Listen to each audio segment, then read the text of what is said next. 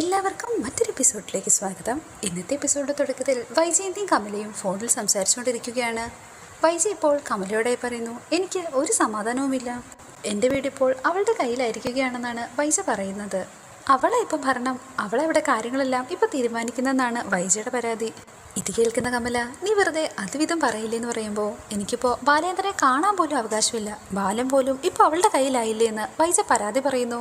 ഞാനിപ്പോൾ ഇവിടെ ആരാണെന്നാണ് വൈജ ചോദിക്കുന്നത്, എനിക്ക് കാണാൻ പോലും അവകാശമില്ല. അങ്ങനെയൊക്കെ പറഞ്ഞാലും നീ അങ്ങോട്ട് കയറി ചെന്ന് മിണ്ടാനായിട്ടാണ് കമല പറയുന്നത്. അങ്ങനെ ചെയ്യരുതെന്നാണ് ഡോക്ടർ പറഞ്ഞിരിക്കുന്നത്, ഹാർട്ട് പേഷ്യൻ്റ് അല്ലേ. എന്തായാലും ഇതെല്ലാം എവിടം വരെ പോകുന്നത് നമുക്കൊന്ന് നോക്കാമെന്നാണ് കമല പറയുന്നത്. എന്നാൽ വൈജ അതൊന്നും കേൾക്കാൻ കൂട്ടാക്കുന്നില്ല. ഇത് അങ്ങനെയൊന്നും വിട്ടുകൊടുക്കാൻ പറ്റത്തില്ല ഏട്ടത്തി, ചിലപ്പോൾ ഇത് ലോകത്തിലെ തന്നെ ആദ്യത്തെ സംഭവമാകും. ഇത് കേൾക്കുന്ന കമല, എങ്കിൽ നീ ചെന്ന് അമ്മയോട് പറ. അതെങ്ങനെ ഞാൻ അമ്മയോട് പറയാനാ, അമ്മ പോലും അവളുടെ സൈഡല്ലേ എന്ന് വൈജ പരാതി പറയുന്നു. വൈജ ഒന്നുകൂടി പറയുന്നുണ്ട്, സ്വന്തം മകളുടെ ജീവിതം തകരുമെന്നതിലല്ല, അവളോടുള്ള ഇഷ്ടക്കൂടുതലാണ് അമ്മയ്ക്ക് പ്രധാനം. മറുപടിയായി കമല, അതിനെ അമ്മയെ അവൾ സുഖിപ്പിച്ച് നിർത്തിയേക്കുമല്ലേ, അതിന് എന്ത് വേണമെങ്കിലും അവൾ അമ്മയുടെ അടുത്ത് ചെയ്തു കാണും. വൈജ ഇപ്പോൾ മറ്റൊന്നാണ് കമലയോട് പറയുന്നത്, അമ്മയുടെ ഈ സുഖവാസം ഞാൻ നിർത്താൻ പോവുകയാണ്. അമ്മയുടെ അടുത്ത ചെക്കപ്പിൻ്റെ സമയമായിട്ടുണ്ട്, ഉടനെ തന്നെ ആ ബെൽറ്റ് അഴിച്ചിട്ട് അങ്ങോട്ടേക്ക് അങ്ങ് കൊണ്ടുവിടും. ഇത് കേൾക്കുന്ന കമല ഞെട്ടലോടുകൂടി, ഇങ്ങോട്ടേക്ക് കൊണ്ടുവിടാനോ? ആ, കുറച്ച് നാൾ അവിടെ നിൽക്കട്ടെ എന്ന് വൈജ പറയുന്നു. ഇവിടുത്തെ സുഖം അമ്മയ്ക്ക് കൂടിപ്പോയി. ഞാൻ അമ്മയെ അവിടെ കൊണ്ടാക്കുകയാണെങ്കിൽ പിന്നെ അലീനയെ അമ്മ നോക്കാനാണെന്ന് പറഞ്ഞ് ഇവിടെ നിർത്തേണ്ട ആവശ്യമില്ലല്ലോ. അതിനാണല്ലോ അവളെ കൊണ്ടുവന്നത് തന്നെ. ഇത് കേൾക്കുന്ന കമല, അപ്പോൾ ബാലേന്ദ്രൻ്റെ കാര്യം ആര് നോക്കും? അതിന് ഞാനില്ലേന്നാണ് വൈജ ചോദിക്കുന്നത്.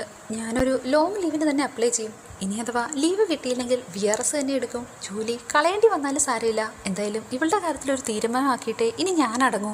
കമല ഇപ്പോൾ ഒന്ന് ചോദിക്കുന്നുണ്ട്, അതിന് അമ്മയ്ക്ക് സുഖമായോ? അമ്മയ്ക്ക് സുഖമായെന്നേ, പക്ഷേ അങ്ങനെ ആയിട്ടില്ലെന്ന് അമ്മ വെറുതെ അഭിനയിക്കുകയാണെന്നാണ് വൈജ പറയുന്നത്. സുഖപ്പെട്ടെന്ന് കാണിച്ചാൽ ഞാൻ അവളെ പെട്ടെന്ന് തന്നെ പറഞ്ഞയക്കില്ലേ, അതുകൊണ്ടാണ് അമ്മ ഇങ്ങനെ അഭിനയിക്കുന്നത്. എന്തായാലും നീ കുറച്ചുകൂടൊന്ന് വെയിറ്റ് ചെയ്യ് വൈജെ, വെറുതെ ബാലേന്ദ്രനെ വെറുപ്പിക്കേണ്ടെന്നാണ് കമലയുടെ ഉപദേശം. അതിന് ഇപ്പോൾ തന്നെ വെറുതെ കഴിയുകയല്ലേ, എന്നെ കാണുക പോലും വേണ്ട. ഇങ്ങനൊരു ഹാർട്ട് പേഷ്യൻ്റ് ഇത് ലോകത്ത് ആദ്യമായിരിക്കുമെന്നാണ് വൈജ കമലയോട് പറയുന്നത്. ഇതെല്ലാം കേട്ട ശേഷം കമല ഒന്ന് പറയുന്നുണ്ട്, എന്തായാലും നീ പെട്ടെന്ന് എടുത്തു ചാടി ഒന്നും തന്നെ ചെയ്യണ്ട, നന്നായി ആലോചിച്ച് തന്നെ എന്ത് വേണമെങ്കിലും തീരുമാനിക്കാം. ഇത്രയും പറഞ്ഞ ശേഷം അവർ ആ കോൾ കട്ട് ചെയ്യുന്നു. പിറ്റേ ദിവസം രാവിലെ ബാലചന്ദ്രനെ കാണാനായി ഗോവർദ്ധൻ വീട്ടിലേക്ക് വന്നിരിക്കുകയാണ്. ഗോവർദ്ധൻ അകത്തേക്ക് വന്ന ഉടനെ അലീനയോടായി വിവരം പറയുന്നു. ഞാൻ ബാലേട്ടനെ കാണാനായിട്ട് വന്നതാണെന്നാണ് അയാൾ അറിയിക്കുന്നത്. എന്നാൽ താൻ മുകളിൽ ചെന്ന് പെർമിഷൻ മേടിച്ച ശേഷം മാത്രമേ നിങ്ങൾക്ക് മുകളിലേക്ക് പോകാൻ അനുവാദമുള്ളൂ എന്ന് അലീന ഇപ്പോൾ പറയുന്നു. ഇത് കേൾക്കുന്നയാൾ, അതെന്താണ്, ഞാൻ അയാളുടെ ബ്രദറിൻലോയാണ്. അത് ശരിയാണ്, പക്ഷേ സ്വന്തം മക്കൾക്ക് പോലും അനുവാദമില്ലാതെ മുകളിലേക്ക് ചെല്ലാനായിട്ട് അവകാശമില്ലെന്നാണ് ബാലചന്ദ്രൻ്റെ ഉത്തരവ്. അങ്ങനെ ഗോവർദ്ധന് ബാലചന്ദ്രനെ കാണാനായി പെർമിഷൻ മേടിക്കാനായിട്ട് അലീന മുകളിലേക്ക് കയറി പോകുന്നു. ഇപ്പോൾ അങ്ങോട്ടേക്ക് വൈജയന്തി വരുന്നുണ്ട്. വൈജയന്തിയെ കണ്ടിട്ടും തന്നെ ഗോവർദ്ധൻ അവരോടായി ചോദിക്കുന്നു, ബാലേട്ടൻ എന്താ ഇപ്പോൾ മുകളിലാണോ? മറുപടിയായി വൈജ, അതെ, ഇതിപ്പോൾ പുതിയ ഭരണപരിഷ്കാരത്തിൽ ചേർന്നിട്ടുള്ളതാണെന്നാണ് വൈജ പറയുന്നത്, അതും മുകളിലത്തെ റൂമിൽ ഒറ്റയ്ക്ക്. ഇത് കേൾക്കുന്ന ഗോവർദ്ധൻ, അതെന്താ അങ്ങനെ? മറുപടിയായി വൈജ, ഞങ്ങൾക്കാർക്കും തന്നെ എന്താണെന്ന് കാര്യം അറിയില്ല. എന്തായാലും നീ കാണാൻ പോവുകയല്ലേ, നേരിട്ട് എന്നെ ചോദിച്ചു നോക്ക്. അപ്പോൾ മുൻകൂട്ടി അനുവാദവും വാങ്ങിക്കണോ? ആ, അങ്ങനെയാണെന്നാണ് വൈജ പറയുന്നത്. അലീന ചെന്ന് അനുവാദം ചോദിക്കും, ഇന്നയാളെ അകത്തേക്ക് കയറ്റി വിടട്ടെ എന്ന്. എന്നിട്ട് മാത്രമേ അയാളെ കാണുക പോലുമുള്ളൂ. ബാലേന്ദ്രൻ യെസ് എന്ന് പറഞ്ഞാൽ മാത്രമേ ഗോവർദ്ധന് ബാലേന്ദ്രനെ കാണാൻ പോലും പറ്റൂ, ഇല്ലെങ്കിൽ വന്ന വഴിയെ തിരിച്ചു പോകണം. ഇത് കേൾക്കുന്ന ഗോവർദ്ധൻ, ഇതൊക്കെ എന്ന് മുതൽ തുടങ്ങി? ഹോസ്പിറ്റലിൽ നിന്ന് വന്ന അന്ന് മുതൽ ഇങ്ങനെയാണെന്നാണ് വൈജ പറയുന്നത്. എന്തായാലും നിങ്ങൾ മേളിൽ ചെല്ലുമ്പോൾ ഒന്ന് ചോദിക്കണം, ഇതൊക്കെ എവിടുത്തെ പരിഷ്കാരമാണെന്ന്. എന്നാ ഞാൻ കയറി ചെല്ലട്ടെ എന്നാണ് ഗോവർദ്ധൻ ചോദിക്കുന്നത്. നീ ധൈര്യമായിട്ട് കയറി ചെന്നോളൂ, നീ അവളുടെ അനുവാദത്തിനായൊന്നും കാത്തു നിൽക്കണ്ടെന്ന് വൈജ പറയുന്നു. അങ്ങനെ അകത്തേക്ക് കയറി ചെല്ലാനായി അലീന ഗോവർദ്ധനോട് ആവശ്യപ്പെടുന്നു. അവിടെ നിന്ന് മടങ്ങാൻ തുടങ്ങുന്ന അലീനയെ തിരികെ വിളിച്ച് അലീനയോടെ ബാലചന്ദ്രൻ എന്ന് പറയുന്നു, ഗോവർദ്ധനെ അറിയുമോ? എൻ്റെ പെങ്ങളുടെ ഹസ്ബൻഡാണ്. അറിയാമെന്ന് അലീനയും മറുപടി പറയുന്നു. അങ്ങനെ അലീന ഇവിടെ നിന്ന് പോയ ശേഷം ഗോവർദ്ധൻ ബാലചന്ദ്രനോട് ചോദിക്കുന്നു, ഇതെന്താ സാർ ഇപ്പോൾ പുതിയ രീതിയൊക്കെ? ഇപ്പോൾ ഇങ്ങനെയാണെന്നാണ് ബാലൻ്റെ മറുപടി.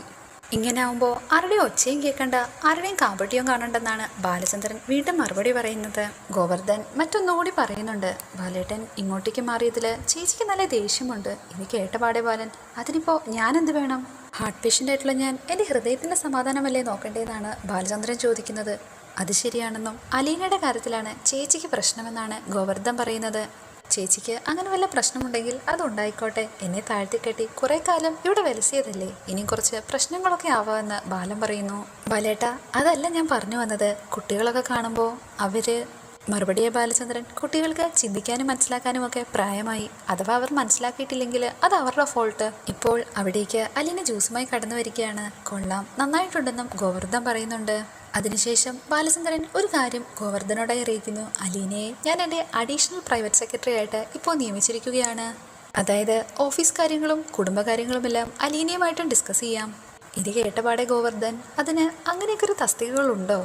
മറുപടിയെ ബാലചന്ദ്രൻ, കാര്യങ്ങളൊക്കെ കമ്മ്യൂണിക്കേറ്റ് ചെയ്യാനായിട്ട് അങ്ങനെയൊന്നും ഇരിക്കട്ടെ. അലീന ഇപ്പോൾ ഇവിടെ സെർവൻറ്റുമല്ല, ഹോം നേഴ്സുമല്ല. എന്തായാലും താൻ തിരിച്ച് വീട്ടിൽ ചെല്ലുമ്പോൾ ഭാര്യ ചോദിക്കുമായിരിക്കും, ചേച്ചിക്ക് ഇഷ്ടമില്ലാഞ്ഞിട്ടും അലീനെ പിന്നെന്തിനാ ഇവിടെ തന്നെ നിർത്തിയിരിക്കുന്നതെന്ന്. അപ്പോൾ താൻ മറുപടിയായി പറയണം, അലീന ബാലചന്ദ്രൻ്റെ അഡീഷണൽ പ്രൈവറ്റ് സെക്രട്ടറിയാണെന്ന്. ഇങ്ങനെ ചിലരുടെയൊക്കെ വായടപ്പിക്കാനെങ്കിലും ഇങ്ങനൊരു തസ്തിക വേണം. കേൾക്കുന്ന ആരാരും തന്നെ വിചാരിച്ചു കാണും, ഡോക്ടർ പറഞ്ഞിട്ടുണ്ടാവും ഇങ്ങനൊരാൾ എപ്പോഴും കൂടെ തന്നെ വേണമെന്ന്. കാരണം ഹാർട്ട് അറ്റാക്ക് ഒക്കെ വന്ന ആളല്ലേ. മറുപടി ഗോവർദ്ധൻ, എന്തായാലും സംഗതി കൊള്ളാം, എനിക്കിഷ്ടപ്പെട്ടു. എന്തോ വലിയൊരു ഡെസിഗ്നേഷനാന്ന് പറഞ്ഞ് ആളുകൾ മിണ്ടാതിരുന്നോളും. ബാലനിപ്പോൾ ഗോവർദ്ധനോടായി മറ്റൊന്നുകൂടി പറയുന്നുണ്ട്. എന്തായാലും താഴേക്ക് ചെല്ലുമ്പോൾ നിന്നോട് വൈജ പലതും ചോദിച്ചെന്നിരിക്കും. എല്ലാ കാര്യങ്ങളും പറയുന്ന കൂട്ടത്തിൽ അലീനയെ ഞാൻ എൻ്റെ അഡീഷണൽ പ്രൈവറ്റ് സെക്രട്ടറിയായി നിയമിച്ച വിവരം കൂടി നീ അറിയിക്കണം. അത് എന്താണെന്ന് ആലോചിച്ചവൾ തല കൊണ്ടാക്കുന്ന നേരത്ത് തനിക്ക് തൻ്റെ വീട്ടിലെത്താമെന്നും കൂടെ ബാലൻ പറയുന്നുണ്ട്. തിരിച്ച് ഗോവർദ്ധൻ വരുന്നതും കാത്ത് താഴെ തന്നെ വൈജയന്തി നിൽപ്പുണ്ടായിരുന്നു. എന്തൊക്കെയാണ് നിങ്ങൾ സംസാരിച്ചെന്ന് ചോദിക്കുമ്പോൾ ബിസിനസ് ആവശ്യമായ ചില പേപ്പേഴ്സിൽ സാർ ഒപ്പിട്ട് തന്നുവെന്നാണ് ഗോവർദ്ധൻ പറയുന്നത്.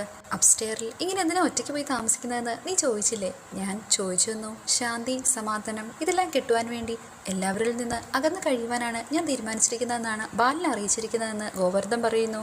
ഗോവർദ്ധൻ ഇപ്പോൾ വൈജയുടെ പറഞ്ഞ് മനസ്സിലാക്കാൻ ശ്രമിക്കുന്നു. ബാലേട്ടന് അതാണ് ഇഷ്ടമെങ്കിൽ അങ്ങനെ തന്നെ ആയിക്കോട്ടെ ചേച്ചി.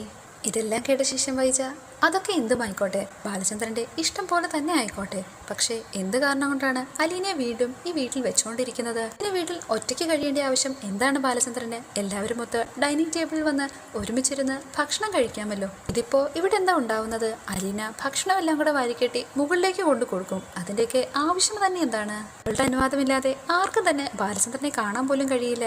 അതൊക്കെ എവിടുത്തെ നിയമമാണെന്ന് നീ ചോദിച്ചില്ലേ? മറുപടി ഗോവർദ്ധൻ, ഞാൻ ചോദിച്ചെന്നും അപ്പോൾ പറഞ്ഞത് അലീന എൻ്റെ അഡീഷണൽ പ്രൈവറ്റ് സെക്രട്ടറി ആയിട്ട് നിയമിച്ചു കഴിഞ്ഞിരിക്കുന്നു എന്നാണ്. ഇത് കേൾക്കുന്ന വൈജ, എന്താ നീ പറഞ്ഞത്? ഒന്നുകൂടെ പറഞ്ഞേ. മറുപടി ഗോവർദ്ധൻ, അഡീഷണൽ പ്രൈവറ്റ് സെക്രട്ടറി. എന്നാൽ ഞാൻ പോയിക്കോട്ടെ ചേച്ചിയെന്ന് ഗോവർദ്ധൻ യാത്ര ചോദിക്കുമ്പോൾ അതെന്ത് കുന്തമാണെന്ന് ഈ ബാലനോടെ തന്നെ ചോദിച്ചില്ലേന്നാണ് വൈജ ചോദിക്കുന്നത്. സാർ ഇപ്പോൾ വേറെ മൂഡിലാണ്, ഇപ്പോൾ ഒന്ന് സംസാരിക്കാതിരിക്കുന്നതാണ് നല്ലതെന്നാണ് ഗോവർദ്ധൻ പറയുന്നത്.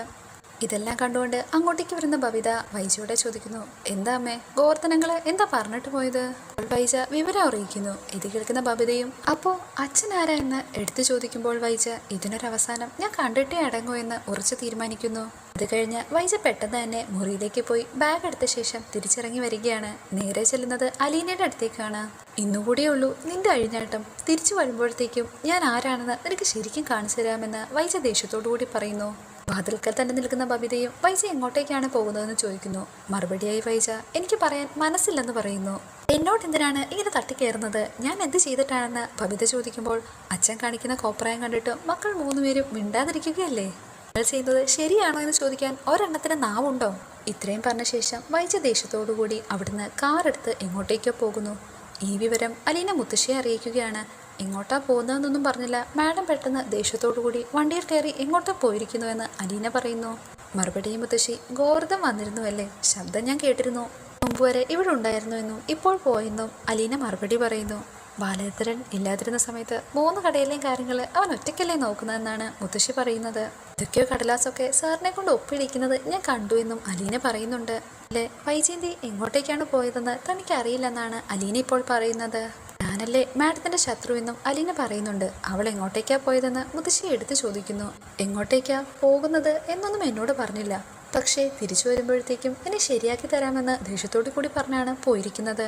അതെന്താ അങ്ങനെ പറഞ്ഞതെന്ന് മുത്തശ്ശി ചോദിക്കുമ്പോൾ എനിക്കതിനെപ്പറ്റി ഒന്നും അറിഞ്ഞുകൂടാ. എന്നെ കാണുന്നത് പോലും ഇഷ്ടമല്ല.